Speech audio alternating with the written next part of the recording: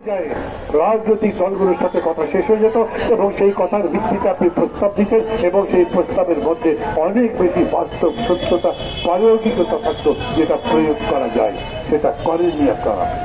আমরা বলবার পরে প্রফেসর ইউনুস এগ্রি করেছেন, তারপরেও তারা সেই কাজ করেনি, বরঞ্চ তারা নিজেদের মতো করছেন এবং পণ্ডিত যারা যারা লিখছেন কথা ছিল রাজনৈতিক দলগুলোর সাথে কথা বলবে, সেই কথা এখনো আছে, কিন্তু যারা লিখেছে তারা আমাদের সাথে কথা বলবে না। তারা কথা বলবে যারা লেখেননি, উপদেষ্টারা, সরকার।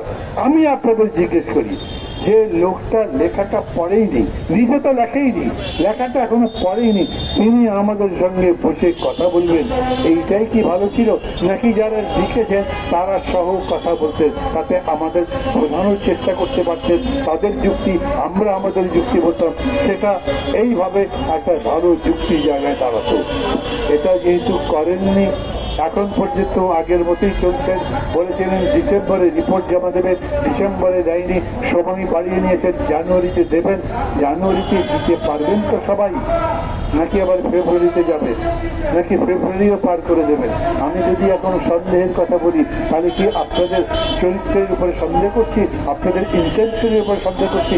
না, কিন্তু বলছি আপনারা খুব বড় বড় মাপের মানুষ, অনেক বেশি পণ্ডিত, কিন্তু মাটিতে যে জ্ঞান, জনগণের মধ্যে যে জ্ঞান, সবচাইতে বড় শিক্ষক যে মানুষ জনগণ, তাদের থেকে আপনারা শিক্ষা নিচ্ছেন না।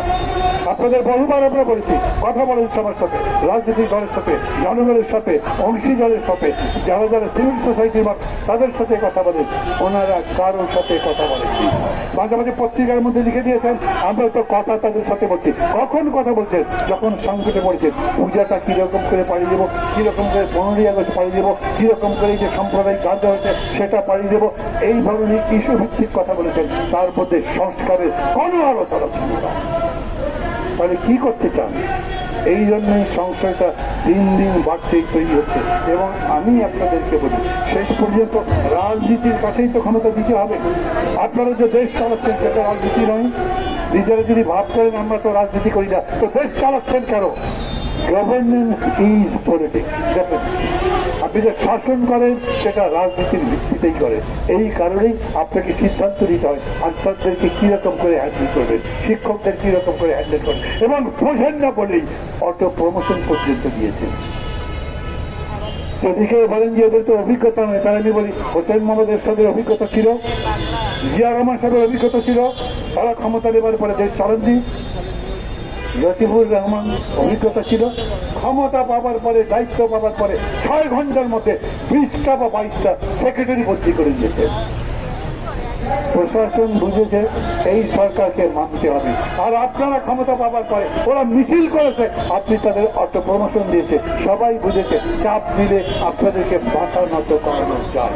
আপনারা নিজেদের মতো জানেননি। এই যে ভুল করছেন, আমরা যেটা আপনাদেরকে বন্ধুসুলভ, যেহেতু আপনারা আমাদের দেশ চালাচ্ছেন, এখন আপনাদেরকে পরামর্শ দিয়ে সেই জায়গায় দিতে গেছি, আপনারা সেটা করেন।